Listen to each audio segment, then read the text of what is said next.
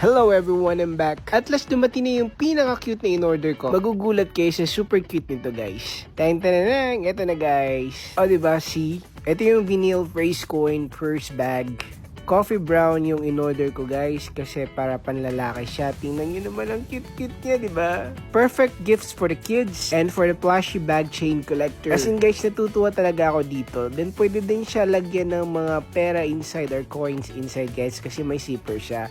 Tingnan nyo diba ang cute-cute? Pag nakikita mo siya parang nakangiti ka parate. Dito mo ilalagay yung pera mo, yung mga valuable things mo. So tamang-tama may barya ako dito guys. Ilalagay natin dito yung pera ko.